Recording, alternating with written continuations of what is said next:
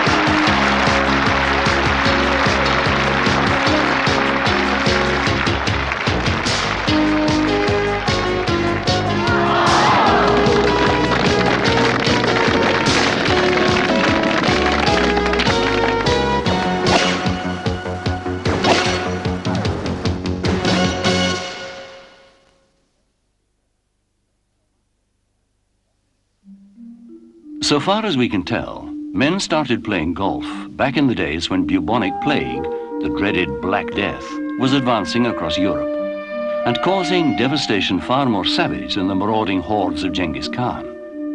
When Chinese civilization was reaching its finest flowering with the Ming dynasty, and when Henry the Navigator was seeking to prove that the ocean did not boil in southern latitudes and ships did not fall off the rim of the earth.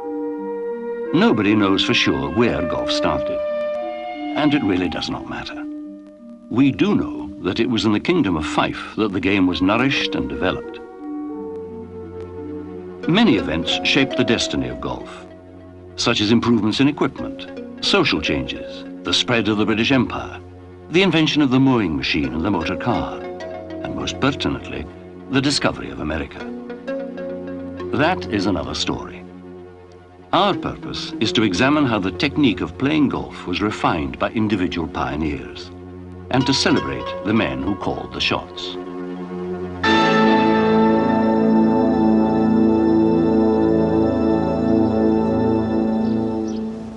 Hello, I'm Peter Alliss, and I want to just hit one shot for you.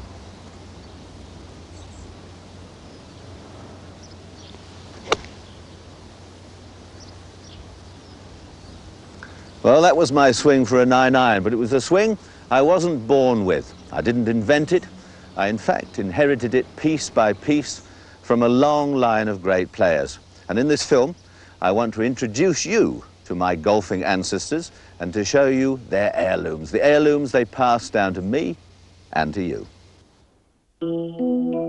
Alan Robertson of St Andrews was the first man to work full-time at golf, as ballmaker and professional player. He was virtually invincible, the uncrowned but undisputed king of golf. When he died in 1859, there was lively debate about who the best player might be. It was partly to settle that issue that the Open Championship was instituted the following year. Robertson's assistant, Tom Morris, won 4 of the first 8 championships, and that resolved all doubts. Morris's son, Tom, died tragically at the age of 24, but not before he had won 4 Opens. Those early players used different styles, but on the wild, windy links of Fife, they evolved the St Andrews swing. Body slightly open to the target, feet spread miles apart, a rather ham-fisted, two-handed grip, a wide takeaway, and then a sweeping punch through the ball. It's a wonder they managed to hit the ball at all, but in fact they did. Tom Morris was the first player to exploit the possibilities of controlling the ball with backspin and side spin. In those far-off days, you teed your ball right next to the hole. Formal putting greens with prepared surfaces came in during the middle of the 19th century, and with them came a new skill. Willie Park Jr. of Musselburgh developed putting into an art and boasted, "The man who can putt is a match for anyone." This is the man who revolutionized the golf swing. The English professional Harry Vardon had the ambition to turn the long clubs, the fairway woods and long irons, into accuracy clubs, from their traditional role of simply moving the ball forward for great distances. The key to this change, he decided, was to adjust his grip. Up to now, most golfers held the club rather like this, very ham-fisted. But others had been experimenting with a completely different way of holding the club. Harry Vardon was very revolutionary. He placed his left thumb on top of the shaft and then adjusted his right hand, almost like shaking hands, placing it on the right-hand side of the shaft and wrapping the fingers nicely round. He took away that dreadful feeling of tyranny that the right hand, which had always been the dominant one, had created in so many games of golf and for the players. The hands then could work together in perfect harmony. And it's the style, still the most universal style of grip used today, and it's still called the Vardon grip. From this change flowed the blessings of the modern swing. Control and the combination of power and accuracy, as Vardon himself demonstrates. He also discarded the bludgeons of his trade and built himself clubs which were light and designed for artistry rather than destruction. With his new style and his new clubs, he pioneered the concept of clubhead speed rather than sheer muscular effort. Having reinvented the swing, he rewrote the record books, winning 6 Opens and dominating the world of golf for a generation. Vardon's example inspired 2 contemporaries, the stocky West Countryman J.H. Taylor, here on the left, and the taciturn Scot, James Braid, here in the center. They were known as the Great Triumvirate, and rightly so, for between them they dominated the world of professional golf for a generation. Tuberculosis, a twitchy putter, and the looming First World War were conspiring to end Vardon's domination. But the agent of his destruction was an amateur, the young assistant in a sports store. Francis Ouimet, seen here driving himself into office when he was elected captain of the Royal and Ancient Golf Club, the first American to receive that honor, beat Vardon and another English champion, Ted Ray, in a playoff for the 1913 U.S. Open at Brookline. That Open put golf on the front pages of our newspapers for the first time, and small wonder. Francis Ouimet, an almost unknown 20-year-old Boston amateur who had caddied at the country club, fired the shots heard round the world when he defeated Harry Vardon and Ted Ray, the great English professionals, in a dramatic playoff. Here on the 18th green, Ouimet, at the extreme left, lines up his approach putt. Ouimet's contribution to golf was more as an administrator than a player, but his victory did usher in an era when golf supremacy passed firmly to America, and in particular to this very dashing figure, Walter Hagen. This is the form which won Hagen 11 major championships and thousands of devoted admirers around the world. He was the first professional to earn a living, and a very good one, by his skill alone, without the security of a club appointment behind him. His method was uniquely his own and highly effective, except for those not too rare occasions when he had been up all night dancing and drinking champagne. Hagen's genius lay in his ability to contrive unorthodox shots for unorthodox situations. And so, by his example, he added another dimension to the classical style which Vardon had created. His other major contribution was to demonstrate the value of confidence. Today, every teacher preaches the doctrine that confidence is the very keystone of good golf. And at a time when modesty and diffidence were the hallmarks of a professional golfer, Hagen proclaimed the message of confidence in everything he did. And so we say farewell to Dixie and travel to the Bahamas to see the Duke and Duchess of Windsor refereeing a charity golf match. Walter Hagen drives off, to be followed by Gene Sarazen. Oh, nice shot. Now Tommy Armour gets away. And the Duchess sees the famous Bobby Jones in action. Enriching the Bahamas Red Cross by $7,000, the Duke and Duchess share the spotlight with their guests. The Duke takes his refereeing quite seriously. Even Bobby isn't used to having such royal assistants. So what? So he misses. Thanks, Governor. Now the great Hagen demonstrates that his putting eye is just as keen as ever. As president of the Bahamas Red Cross, the Duchess presents the contestants with personal tokens of appreciation. A fitting conclusion to a good day's sport.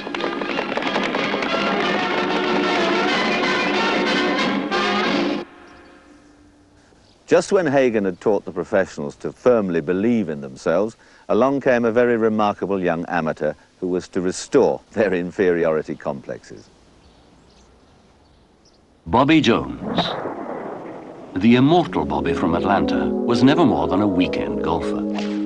For much of his golfing career, he was away at university, studying for degrees in English, engineering, and the law, and spending weeks on end with his books without touching a club. He allowed himself a few warm-up rounds before a championship, and then went out and beat the world. He won 13 championships, including the Grand Slam, which then consisted of the Open and Amateur Championships of Britain and America. This early film does not do justice to his rhythm and balance. The technique was just one element of his genius. He played with such a fierce intensity that on occasion he could not eat before a competition. And on the course, his concentration was total. Those were important contributions to golf, but there were other and greater gifts. A standard of sportsmanship which continues to inspire everyone who plays the game. And above all, the most lucid analysis and written instruction about the swing, as he demonstrates here. This diagram will show a marked flatness in the swing near the bottom of the arc as the club strikes the ball.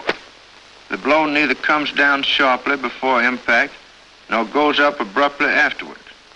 I make no effort to stop the club after I hit the ball, but let it travel on of its own momentum until it arrives at the finish you see here. His other legacies were a golf course, which was to be the model for modern-day golf course architecture, and a tournament which quickly established itself as the fourth major championship in the world of golf, largely due to his reputation. These are his enduring memorials, the Augusta National Club and the annual celebration of all that's the very best in golf. The Masters Tournament, Augusta, Georgia.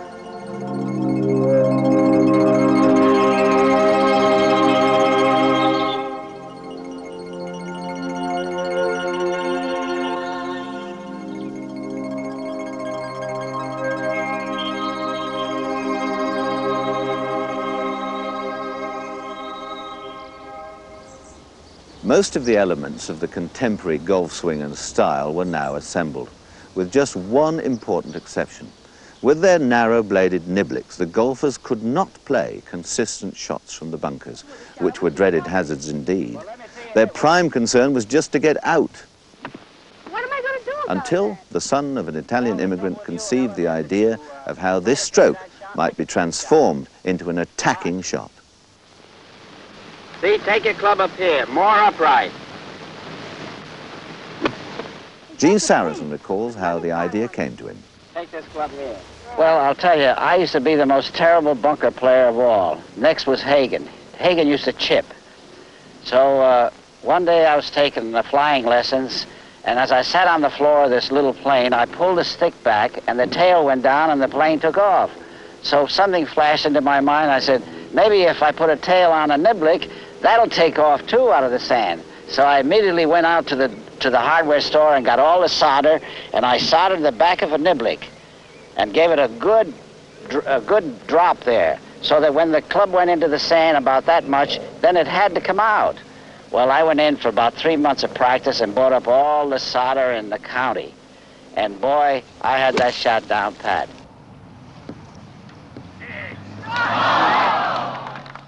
Just as Walter Hagen expanded the social horizons of the professional by winning the friendship of kings and princes, so Sarazen and his contemporaries mixed easily with presidents and the moguls of commerce, as golf seized the popular imagination of America. Driving off is Jack Dempsey. Hildegard shows the woman's angle. And here is Sarazen, ex-big-time golfer, showing some of his old mastery. Also playing, Bing Crosby, famed in Hollywood for his golfing skill. Caddying for him, Eddie Arnold from the Film City. The master of military control, General Ike, doesn't seem to be able to get his handicap down. And neither can Bing. All these skills were now to be refined into the finest expression of golf that the world has possibly ever seen, in the person of Ben Hogan. No golfer has ever come closer to mechanical perfection than the man they called Bantam Ben. Hogan was a late developer. In his 20s, he had an ineffective grip and was overshadowed by this man, fellow Texan Byron Nelson, who set records in the immediate post-war years which will never be surpassed. Hogan thoroughly analyzed every component of the swing. And while the changes he made were minute, such as a small adjustment in the grip, the accumulation of these changes transformed his game. No sooner had he perfected his new method with stunning success than a horrific car accident almost cost him his life. Hogan never fully recovered his strength and fitness. But he came back to limp his way around Merion for golf's most sentimental triumph in winning the US Open of 1950. Now it's Hogan's turn. He sinks it and wins. The crowd scrambles wildly for the ball. Little Ben Hogan, who doctors said would never play again, makes a remarkable comeback. Here with Mrs. Hogan is the US Open champion. He repeated that triumph the following year with a historic final round at Oakland Hills, bringing that particular monster to its knees, as he remarked in his victory speech.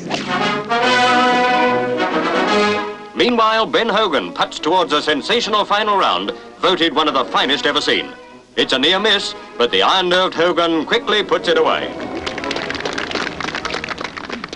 Hogan putts, trying for an incredible 67, and it's in. So far, no one had beaten par of 70, but Hogan finishes 3 under. And his sensational last round wins Ben Hogan his 3rd National Open Championship. 2 years later, he tamed another monster, the Lynx of Carnoustie, with a 4th round of 68, often described as the finest round of golf ever played, to win the British Open. After rounds of 73, 71 and 70, he had this putt for a 67. Oh, no.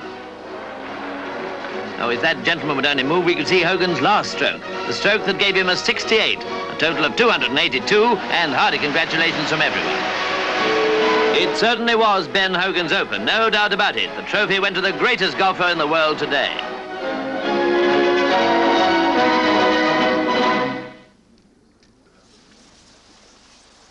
Meanwhile, the moribund British golf scene was revitalized by Henry Cotton, a dynamic and determined character who believed that his destiny lay in practicing until his hands bled. His dedication was rewarded in the 1934 Open at Royal St. George's. At the last green.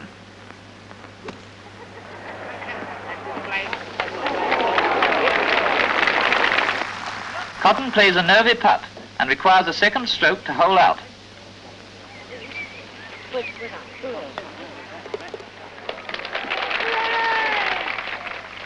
He has 5 strokes in hand and has equaled Sarazen's 1932 record of 283 for a championship. Cotton repeated his triumph 3 years later at Carnoustie.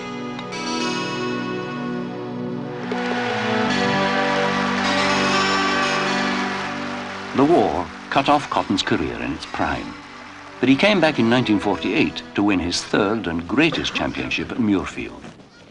The film gives some impression of his contribution to technique, the benefit of strong, superbly schooled hands. A terrific drive at the 18th left him an easy iron shot to the green. But he got into the bunker, which is about 10 yards from the hole.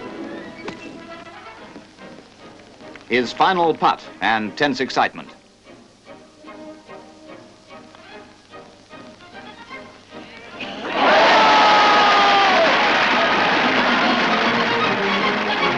Cotton returned the final round of 72 with an aggregate of 284.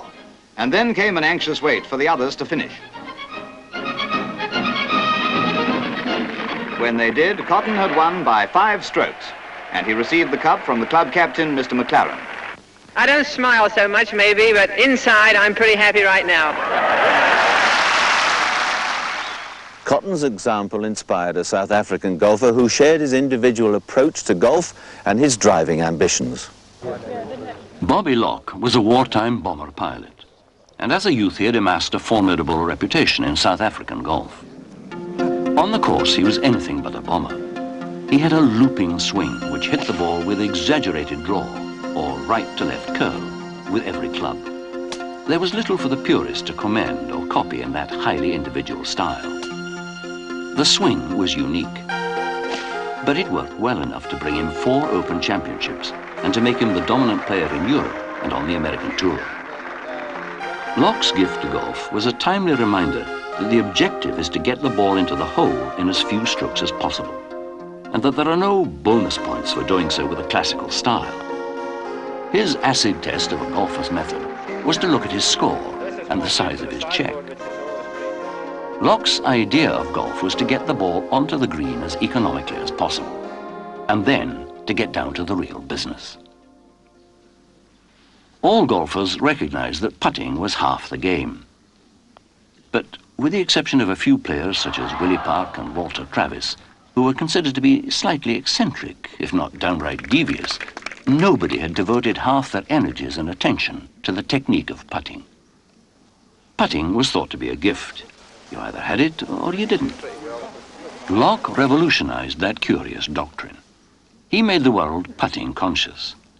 He studied the mechanics of the art and analyzed not only the physical actions involved in putting, but also the much more important mental processes. He did for the putting stroke what Ben Hogan and Harry Barden had done for the golf swing. And quite simply, he made himself into the finest putter the world has ever seen.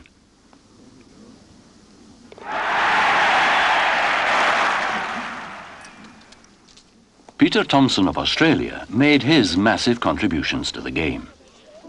In the continuing search for improvement, golfers had examined and analyzed the function of every muscle in the body, or so it seemed. Instruction books stressed the importance of straight left arms, pronating wrists, cocking the head, keeping the eye on the ball, transferring 20% of the weight from left foot to right. All of these exhortations may have been valid, but how could a golfer be expected to keep all those thoughts buzzing in his head? The result may be confusion or paralysis by analysis. Thomson's idea was to take all this technical information and accumulated wisdom and distill from them the essential truths of golf.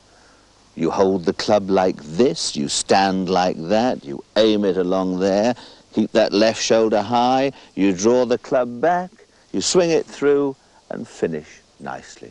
By simplifying both the thought and the deed, he left his mind free to concentrate solely on the strategies of playing winning golf.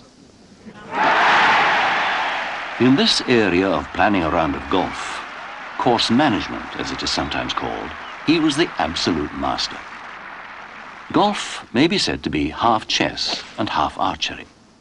In the bow and arrow department of golf, Thomson was never the longest or straightest or most spectacular. But in the chess-playing department of golf, he was the ultimate grand master.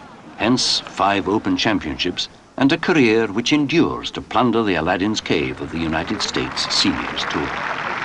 And by the time he reaches the 18th green, he can sink it with 3 strokes in hand. And are the crowd pleased?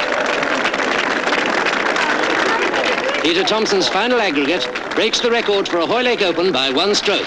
And he's the first player for 74 years to win the Open 3 times running. Well, Mr. Selway and Mr. Captain and ladies and gentlemen, this is a very unexpected honor. Of course, good swings do go on and on. That's one of the tests of a sound method.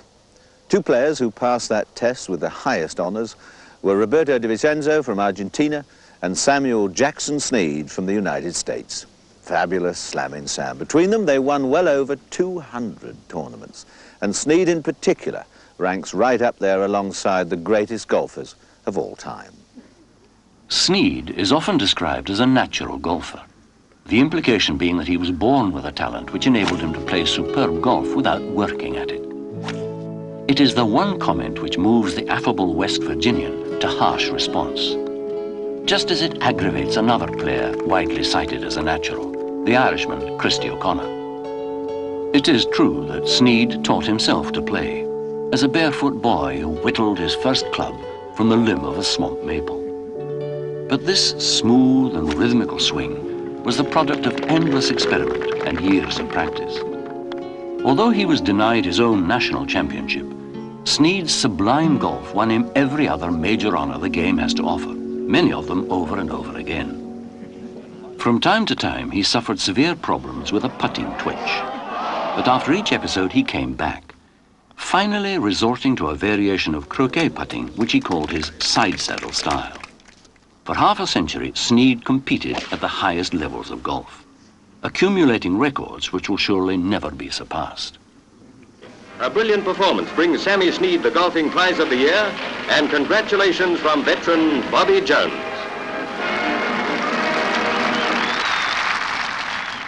And so to the man who was to make the most profound impact on golf of perhaps them all, turning the sport, as they say, into a whole new ball game. The Palmer story is a classic example of the right man being in the right place at the right time. Arnold Palmer was born a golfer, the son of the professional and keeper of the green at Latrobe, Pennsylvania. Deacon Palmer formed his infant son's fingers on a cut-down club and said, "This is how you hold a golf club." He admonished the toddler to hit the ball hard and imbued him with respect for the conventions and sporting traditions of the royal and ancient game. Arnold Palmer progressed from infant prodigy to the finest amateur in the United States. Then, after a hiatus when he became briefly disenchanted with golf, he dedicated himself to a career as a player, and professional golf was never the same again, as can be seen here at the 1960 US Open. From the edge of the last green, he rolls his shot right up beside the hole. Palmer's final putt for a sensational closing 65. He came from behind like the man of steel that he is to wrap up the Open with a 72-hole, 280 score. Palmer's arrival coincided with the revolutionary social phenomenon of television, and they were made for each other. In contrast to the austere and undemonstrative golfers of the day, Palmer's emotions were mirrored on his handsome features and in his manner, as he prowled the fairways like a jungle predator. His swing, as you can see here as he overwhelms the course to win the 1964 Masters, was far from classical, but it was immensely and excitingly powerful. Often he was the right man in the wrong place, as his siege gun drives strayed into the undergrowth. The world's hackers loved him, because he played their kind of golf, or the golf of their fantasies. But he made it work, through prodigious recovery shots and the boldest putting ever seen. Middle-aged women loved him because here was the son they had fashioned in their dreams. Young women loved him, for Palmer was the amalgam. With Palmer on television and a golf fanatic in the White House in the person of President Eisenhower, the nation became enslaved by what had been a minority evangelist of golf. But he had what it takes to make friends and influence people all over the world. He dug the well which produced the gusher that made millionaires of his successors. He didn't do too badly in that direction either. Now, one of those successors was a 7-stone weakling who dreamed of kicking sand into the faces of giants. When Gary Player made his first trip away from his home in South Africa, he had a bad grip, a bad swing, and no money. Slim credentials for a career in the toughest sport of them all. What he had, though, was an obsession to beat the world. He was prepared to undergo any hardship, any indignity, any physical punishment to fuel his consuming craving for conquest. His life was an allegory of the Pilgrim's Progress. All disabilities were obstacles on his path, and he faced them one by one and overcame them with his blazing ambition. He exercised harder than any golfer had ever exercised, until he had built himself up into a powerful athlete. He practiced harder and longer than any golfer had ever practiced, until he could compete with the best. Because of his size, he had to throw everything into his shots, with the consequence that the sheer exertion of his swing pulled him off balance, and he was a martyr to the penalty for overhitting, the hook. But Player had a 15th club in his bag, that ruthless compulsion for victory. Setbacks did not deter him. They inspired him, because he had dedicated his life to overcoming obstacles. He faced a formidable mountain in the World Match Play Championship in 1965, 7 down to Tony Lima, with 17 holes to play. A 7-iron shot, and an even richer one. If Gary has anything left, has any hope of salvaging himself, he must start moving now, or he'll run out of golf holes.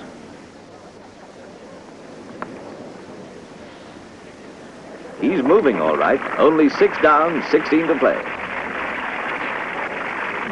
Player for the birdie. He gets it. 4 down, 13 to play. Gary needs this to stay alive. Wow, what an incredible man. If he'd missed that, he was down and out, 2 and 1. Gary lets go with a forward in the 36th, and under the most awful tension, hits the shot of his life. If he lives to be 100 years old, he'll never hit a golf shot better than this. The hole is 495 yards long. With a drive and a forward, Gary is 12 feet from the hole. Player putts, down in 4, and he's won. He's won. He's won the most incredible of all golf matches. What a fantastic performance. Player went on to win a record 5 World Match Play titles, witness enough to his indomitable will. But his combative spirit was no less effective in stroke play, as at the 1978 Masters, when he started the final round 8 shots behind the leader. Gary's 30 feet beyond the hole here at number 4. With the birdie on the second, he's still 6 shots behind leader Hubert Green.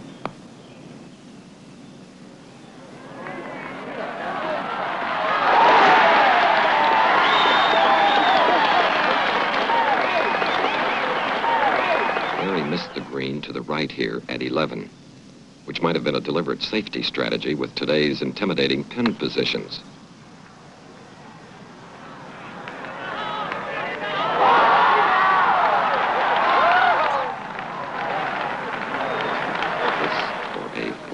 Tie.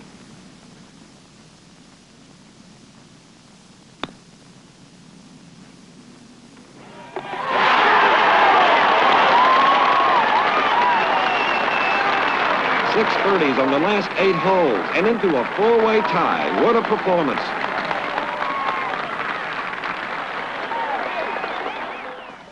Gary is 15 feet from the hole.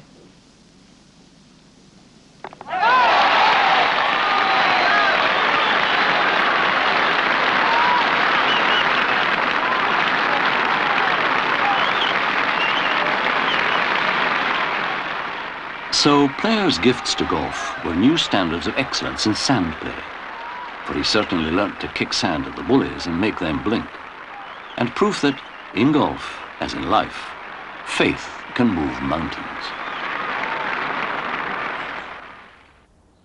Nobody has ever adequately defined what makes a great champion. In this film, though, we've tried to isolate individual elements in the makeup of a champion, both of technique and temperament. What if all those qualities could be harnessed together, combined into one golfer? Then surely we would have the formula, the technique of Hogan, the chess-playing intelligence of a Thomson, the putting stroke of Bobby Locke, the sportsmanship of Bobby Jones, and the dedication of Gary Player. What a golfer that would be. Well, we have one. His name, of course, Jack Nicklaus. The odd thing about Nicklaus is that he has never been the supreme player in any single department of golf. Not the longest hitter in the world, nor the straightest, nor the most accomplished iron player, nor the best scrambler, nor the surest putter. But his standard was so high in all aspects of golf that the total package made him the supreme player of all time, and by quite a distance. He was one of the new breed of college boy, country club amateurs, who could beat the pros at their own game. He nearly won the US Open as an amateur, and as soon as he turned pro, he did win it, toppling Arnold Palmer from his throne at the US Open of 1962. United States Open Championship at Oakmont, Pennsylvania. The 2-time U.S. amateur champion is opposing no less than Arnold Palmer in the playoff. A mighty big assignment for a young man in his initial season as a pro.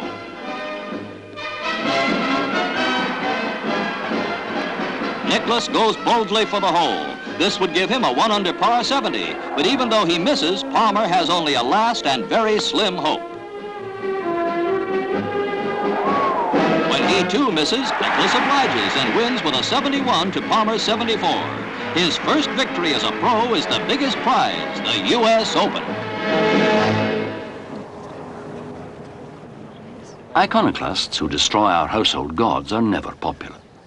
But Nicklaus was not engaged in a popularity contest. He rose above the insults and the hostility of the crowd. And in the human terms of self-control and dignity, this was one of his finest hours, as witnessed at the 1966 Open at Muirfield. Jack dragged his second shot over the fence and under the stands on the left, causing consternation on every hand. A free drop meant he still had to negotiate that chestnut paling and the big sand trap in front of the green. He kept very still on that one and hit a big bowl shot up and over and past the flag.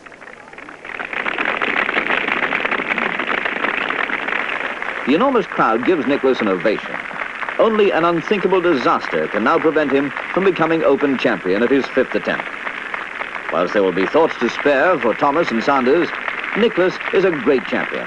And it seems only right and proper that his name should join those of all the other heroic figures on the trophy that symbolizes the oldest and still the greatest of all the championships. Millions watch here and by satellite in North America.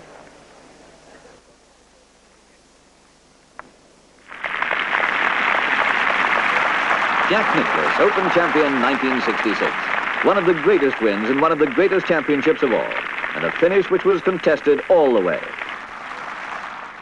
It is hard to say when his finest hour might have been, for there were so many candidates in a quarter of a century. Nicklaus recognized that a golfer's worth was measured by his success in the major championships, and rightly so. And he shaped his career around those 4 titles. He won more of them than any player in history. And he also finished 2nd and 3rd more often than any player in history. That raises a question which intrigues students of the game. Would his final tally of titles have been higher or lower if he had been less cautious and calculating in his approach to golf? He was the Field Marshal Montgomery of golf, planning his campaigns with meticulous staff work and executing them with overwhelming power. 3 times winner of this championship.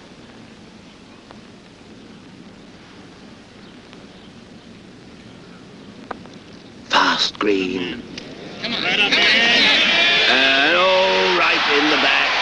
6 under again. Aoki 4 under. And Jack sharing the lead with Keith Fergus. But what if he had employed the flair and daring of the cavalryman General George Patton, willing to take risks for greater glory? We shall never know. But his battle honors are impressive enough anyway.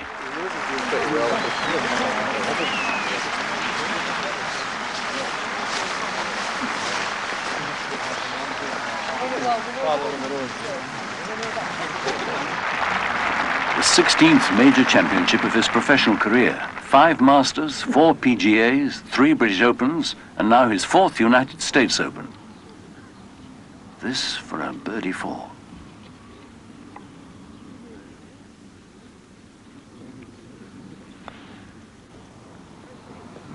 Yes, it's there. A birdie 4, 8 under, a total of 272, breaks the old championship record by 3 strokes.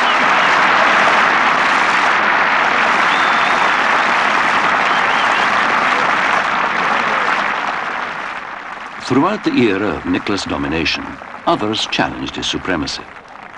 Britain's Tony Jacklin had his first major triumph at the 1969 Open at Lytham. Jacklin hits, and it's a gorgeous golf shot. He's nailed it right in the center of the fairway. That may just be the shot of his career, for if ever a young man needed such a drive, it was Tony Jacklin at this moment. And like a man and a champion, he produced it. Well, they've waited a long time for this, 18 long years. And now they know they'll see a British winner of the Open Championship 1969. It's a smooth hit. And he's inside Bob Charles. That's another masterful shot, matching all the demands of the 72nd hole of any Open Championship.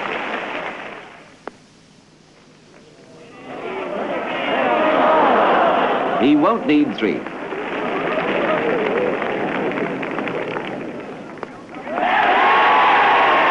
There it is. Tony Jackqueline from Lincolnshire, 72 and 280, 4 under par and Open champion. Less than 12 months later, Jackqueline endorsed his Lytham triumph by conquering a difficult course and the might of American golf in the US Open at Hazeltine, Minnesota. He nearly holed it.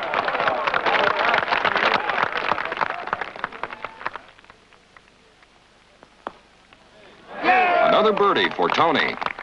But Jackqueline is unique in his ability to cope with Hazeltine today. It's bold. 4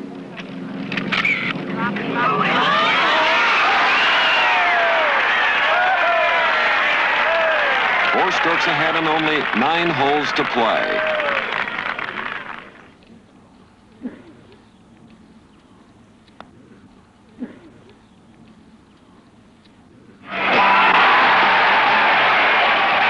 The end of a perfect week. His 3rd straight 70 for a total of 281, 7 under par. He's won the 1970 Open by the astounding margin of 7 strokes, the most by any champion since 1921.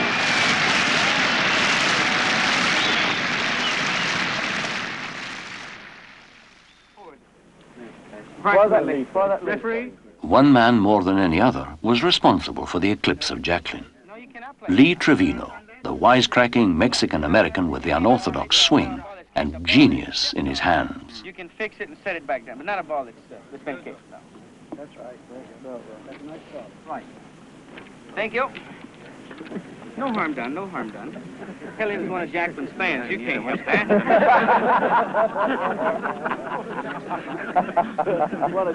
No harm done. I tell you what, I've kicked them myself when I was playing, somebody else. You don't think that's embarrassing? No harm done, man. It's only a game. He also had the Indian sign on Jack Nicklaus when he worked his magic at the US Open Championship of 1971 at Merion.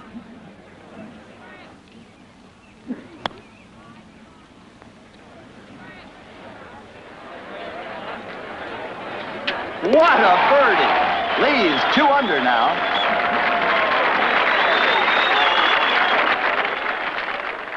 Here's a study of the Trevino swing. Notice how he extends through the ball. Lee's control is excellent. Monday afternoon, the day of the playoff.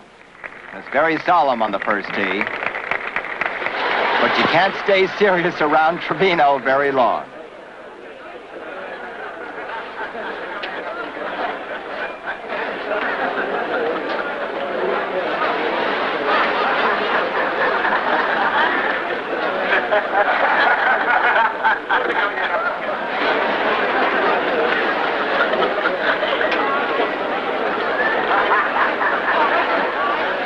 Nicklaus won the coin toss and has the honor.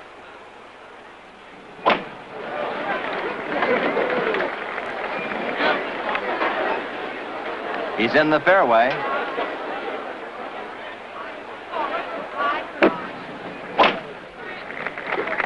And so is Lee.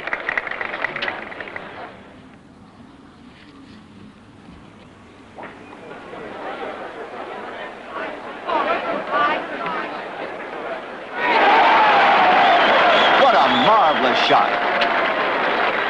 He goes 2 strokes ahead again.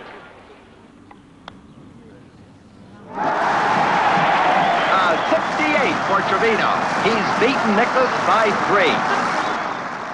The following year at Muirfield, Jackqueline's bid for a 2nd Open Championship title was thwarted by the flamboyant Trevino. Jackqueline sitting down there, wishing that he'd hit that a lot closer to the hole, I'm sure. There's Trevino's little chip shot. And he's done it again. chipped it in for 5.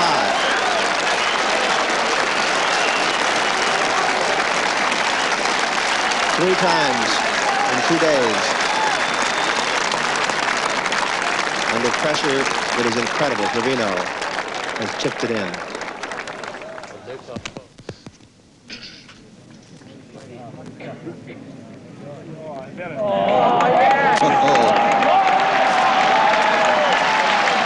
What a wonderful shot to finish. What a wonderful check this is, really.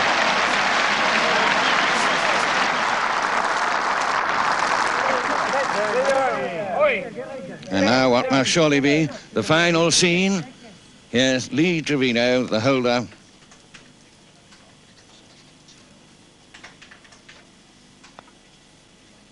No, he's missed it. But I think he can afford to. And he has this to win the Open, which he does.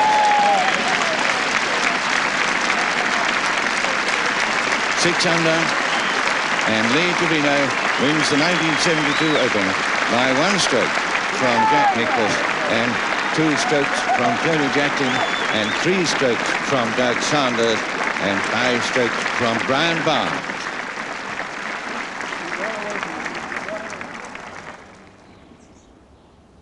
Finally, a player emerged who could stand toe-to-toe with Nicklaus and match him punch for punch. Tom Watson, the modest and unassuming perfectionist from Kansas City, and the mighty Nicklaus produced golf of the highest quality in the 1977 Open Championship at Turnberry, which made it not only the greatest Open of them all, but perhaps the most thrilling head-to-head match of all time. His second shot first.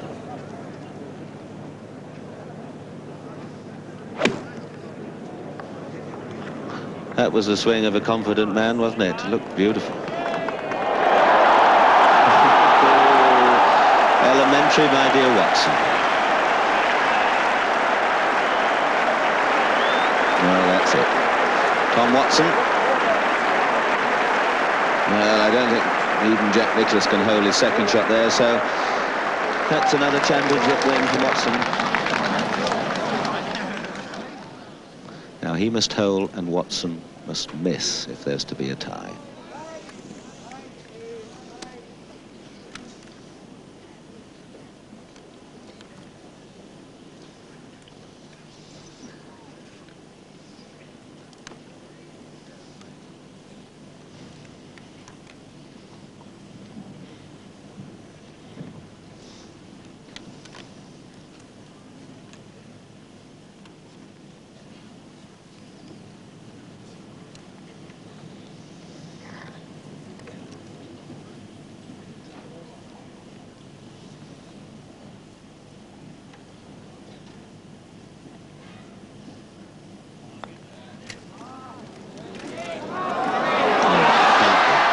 Can it? What about that then? Well, I tell you what, if there are any knighthoods flying about or honorary degrees, well, those fellows must be due for one. I've never seen anything like that in my life. We were just thinking now, won't it be nice to have 2 putts from about 3 feet for the Open Championship, and suddenly young Master Watson has to pull himself together and pop his in to be champion. What a putt, what a putt. And it was the same man that missed that little tiddler on the last. This for the championship.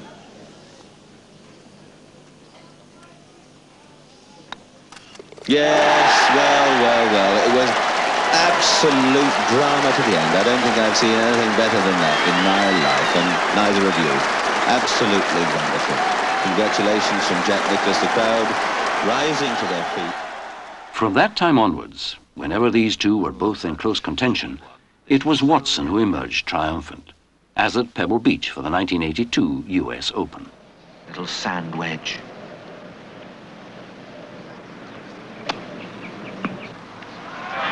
One hole.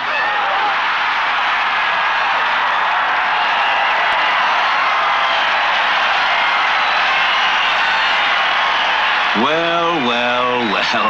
And there's a shot that'll be remembered for as long as golf continues to be played. What a stroke. And miraculously, instead of perhaps losing yet another Open there and then, he leads by 1 stroke as he makes his way to the final hole. Keeps the rhythm smooth and quick.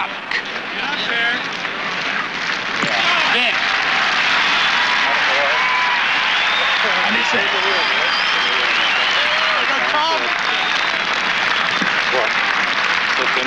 How well he's played. Out of the 153 players, the only man to equal par or better in all 4 rounds.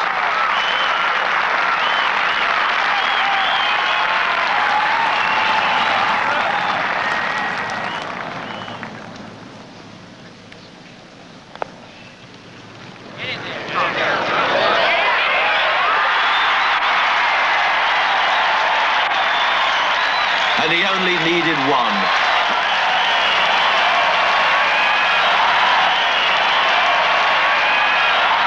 A 70 today and a 6 under par total of 282.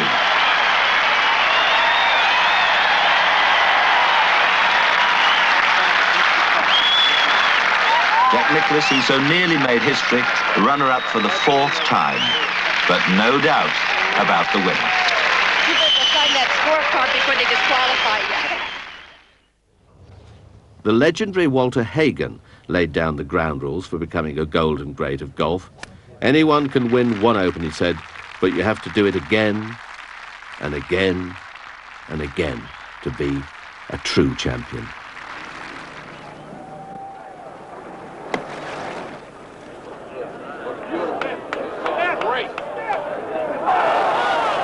Raymond Floyd qualified for the anybody stage when civil rights demonstrators attacked Gary Player and Jack Nicklaus as they battled it out for the 1969 PGA Championship. That fracas put them out of the hunt and Floyd seized his opportunity. And taking no chances, Floyd puts the ball close and taps it in to become the 51st PGA champion. Nobody needed to nobble the favourites at Augusta in 1976.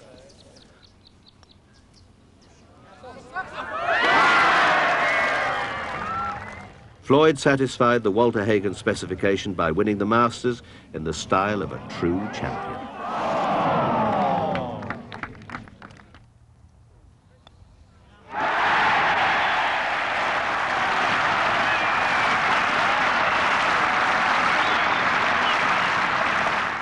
With 2 major championships to his credit, his record now began to look more worthy of his reputation as one of the most respected sportsmen on the American tour. A persistent injury threatened to curtail Floyd's career. But happily, he was restored to full fitness in time to win the PGA Championship for a 2nd time in 1982 at Southern Hills, Tulsa, Oklahoma.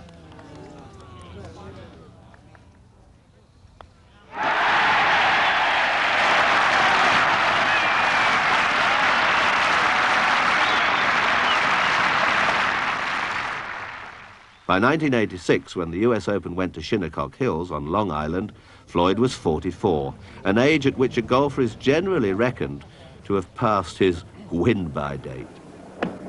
Floyd went out and took a run at Shinnecock. He attacked when he could and played conservatively when he had to. But a quarter of a century of experience as a professional golfer was just the qualification needed to tackle the high winds and subtle problems of one of America's classic old courses.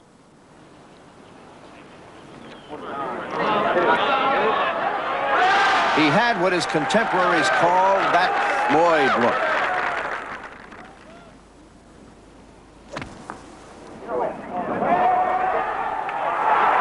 For those paying attention, Raymond Floyd had sent a message. A game is on. I felt last night that truly this was it. If, you know, I'd put myself in a position, and if I couldn't handle it here, it was very likely that it wouldn't happen again.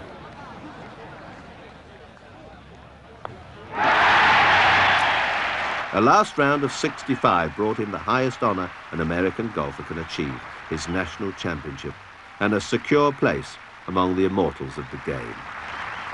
Today, I had to do it. it was probably my last chance.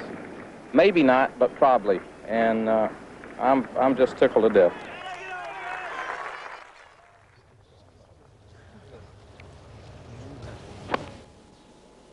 Irwin and Watson are tied for the lead, playing to the ninth. This is the 1974 American Open Championship, played at Winged Foot in upstate New York. Irwin will be happy if it stops near the hole.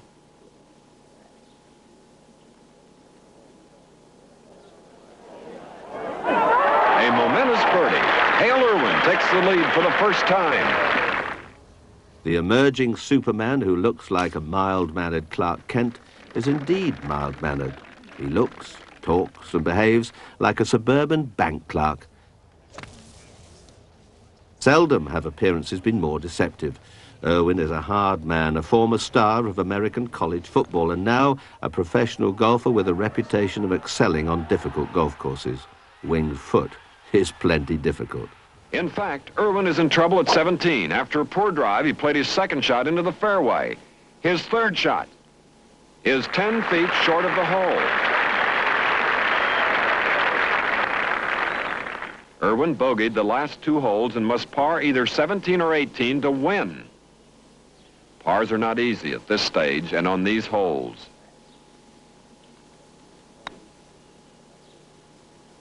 It's in, and look at Irwin. He's breathing easily. Even a bogey will win the Open.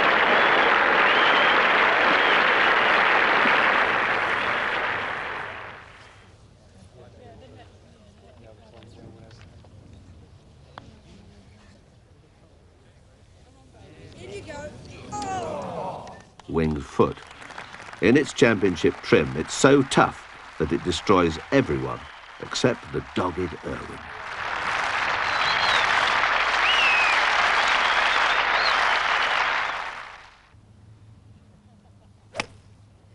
The 1979 US Open and another difficult course, Inverness near Toledo.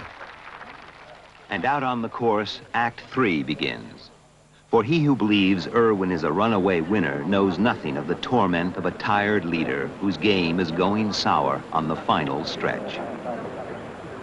More so than any of the other three major championships, the American Open is a survival test. And thumps down in the bunker, and it's almost unbelievable to think this man was at one time 6 strokes ahead. He's still got a couple in hand, but there have been 2 playoffs in the 3 Opens played here at Inverness, including the longest ever in 1931. Nobody keeps his nerve and his game under tighter control than Hale Irwin. Irwin then, third shot.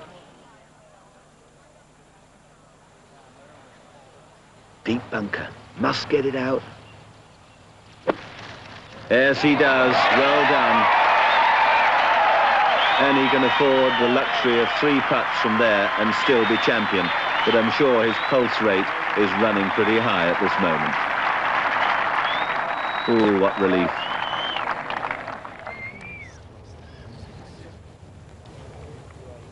Now the arena still as Irwin puts for his 4, the 72nd hole.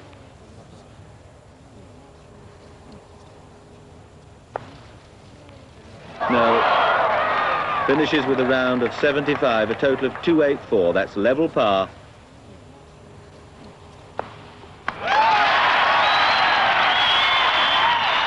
He wins the championship by 2 strokes.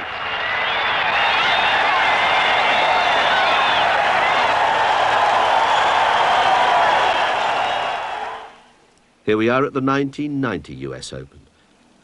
Irwin is a veteran at 45, and the venerable Medina course near Chicago has reduced all the current superstars to tears and despair. The crowd salutes Hale Irwin, the 2-time Open king, and Greg Norman, a man whose aspirations for the crown will have to wait at least another year. Irwin, trailing Donald by 2 strokes, has this 45-foot putt with a 5-foot break. Rolling smoothly, on line, and almost unbelievably in the center of the hole. Hale Irwin, who won the Open in 1974 and 79, has at the age of 45 made one of the most dramatic putts in U.S. Open history. and has earned this victory lap around the 18th green at Medina. That fabulous putt means the old gunslinger has to shoot it out in a sudden death playoff with young Mike Donnelly. Irwin now wears contact lenses, and he's certainly seeing the ball well enough today.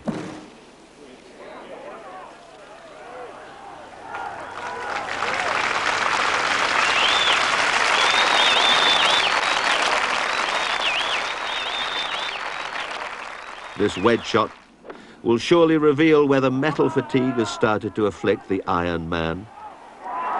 Not a hint of it.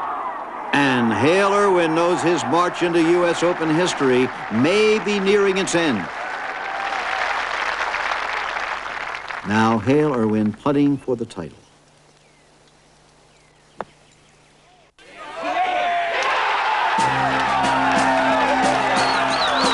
Hale has become the oldest man to win the U.S. Open in the first sudden death playoff in its history. At the age of 45, he clearly remains at the top of his game. To win any tournament is really nice, but to win a U.S. Open for the third time would just be, I think, probably the most thrilling moment of my career.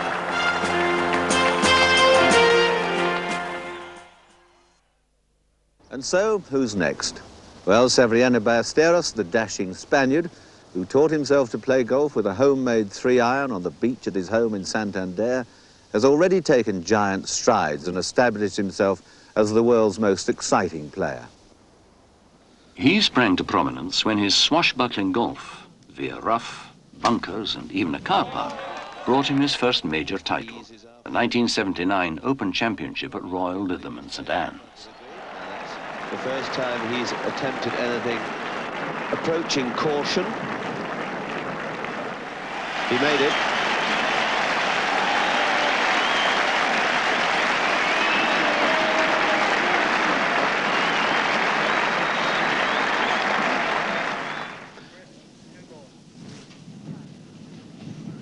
That's the third shot of Ballesteros. Short, his 18th green. Ever nearer, ever nearer, ever nearer. How's that for a bit of judgment of pace?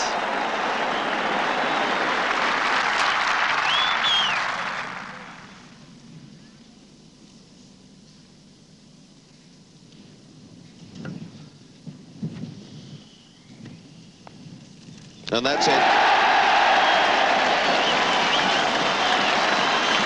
Ballesteros is the champion.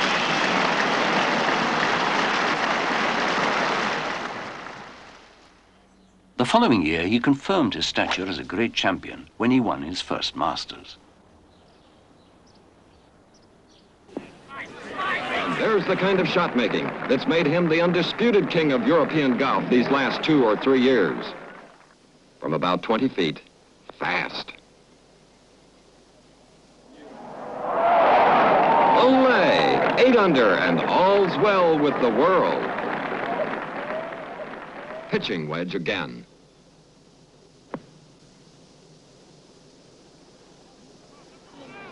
And what a glorious shot it is. To go 15 under.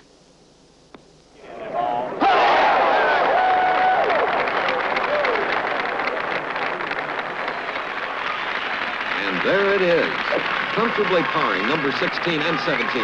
And here triumphantly number 18, Seve Ballesteros, 23 years and 4 days old, of Santander, Spain, plays 1/3 of the 72 holes under par, a record. And the par 4 holes, 6 under par, another record, to become both the youngest winner of the Masters and the first from Europe. 3 years later, he won a second green jacket, surely the most coveted article of apparel in all sport, with a devastating final round of the Augusta National Course. Seve spends hours before he plays, working himself into the right mental attitude.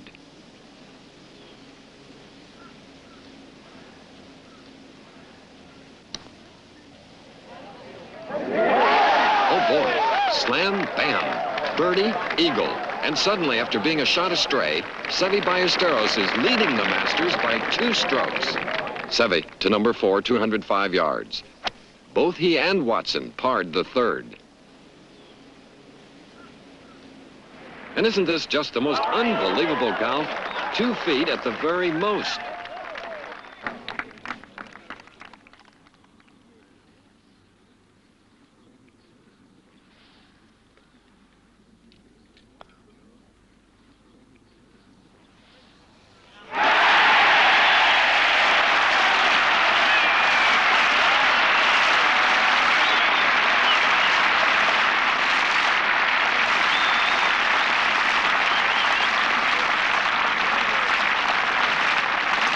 Seve Ballesteros, the 1983 Masters champion.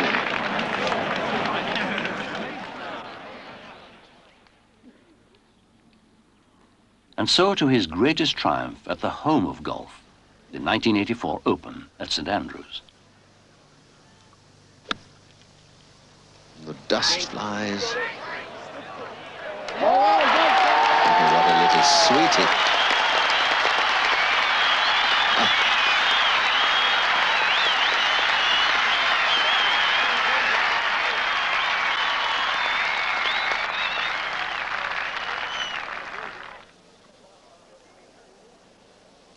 Slightly uphill. This for a 3. And he's just done it.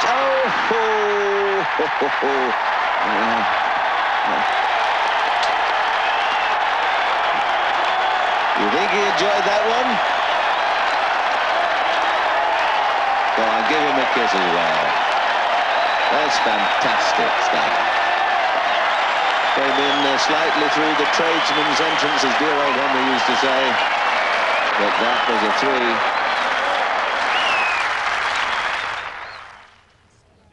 3. His final round of this 1988 Open Championship at Royal Lytham was probably his finest hour. An exhibition of golfing virtuosity to set alongside the greatest last rounds in the history of the championship. Oh, look at that. Oh. This hole is certainly one that Seve will remember all his life.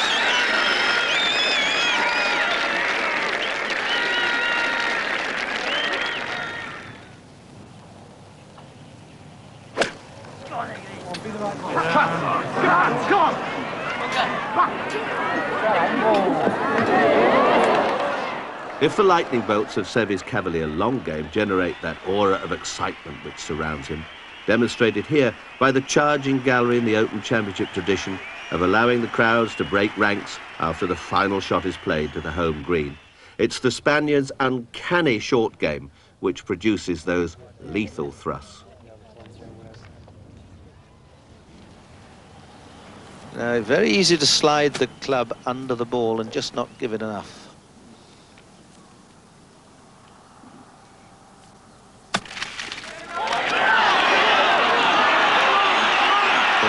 Ballesteros.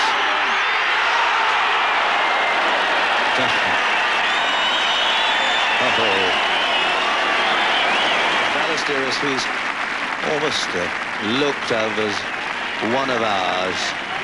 In she goes. 65 strokes. Seve is once more the champion. To come to Lytham, you know, after 9 years when I won in 79. The only difference, you know, I just wearing the same clothes, white shoes and blue pants and blue sweater and white shirt. And the only difference is that I'm 9 years older. And apart from that, I think that it was really nice to be back to Lytham. And I must say that thanks to you all people, because without your support, I don't think I would be a champion right now. Thank you. Seve, thank you very much. Here's Nick Faldo with this putt to win the 1987 British Open Championship at Muirfield.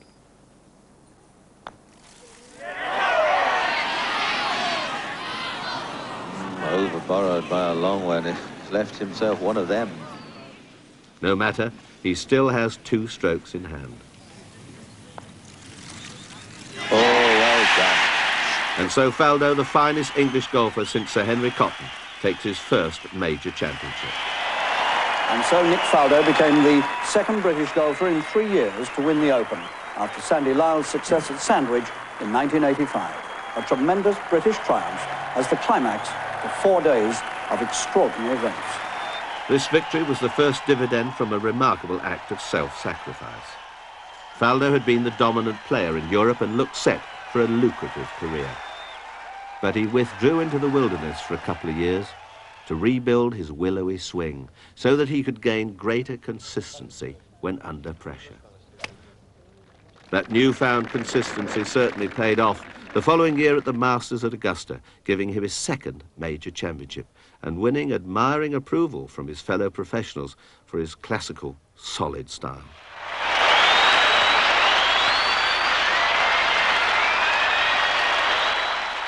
As dramatic confirmation of the revival of British and continental golf, Faldo receives his green jacket from the previous champion, Scotland's Sandy Lyle. The Masters is turning into a European benefit. Mr. Consistency Faldo is back at Augusta the year 1990, by now firmly established in the role of Jack Nicklaus's successor as the man to beat in major championship play. As his immaculate golf carries him to the fore, the only player left with a chance to beat him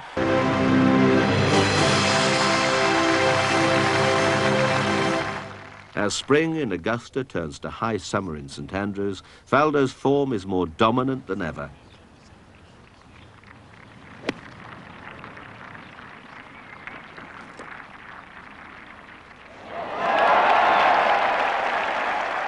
His accuracy leaves his rivals in disarray as he forges so far ahead that in the end his triumphant progress round the old course became just a formality.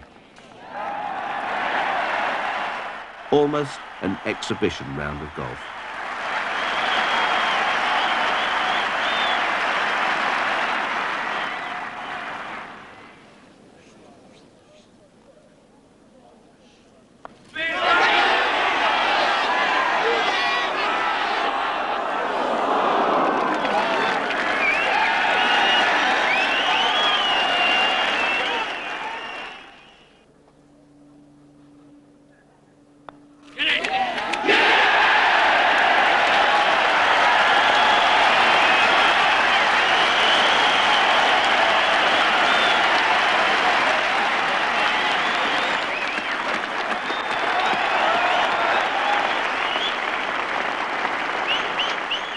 Once again, the old claret jug is raised aloft to mark a truly vintage year for Nick Faldo. We've seen how golf has come a long, long way in 500 years. Today, the game is played in every corner of the world, with men hitting red golf balls over the Arctic wastes and others with their own portable fairways in the form of mats of artificial turf, whacking away on the equatorial deserts.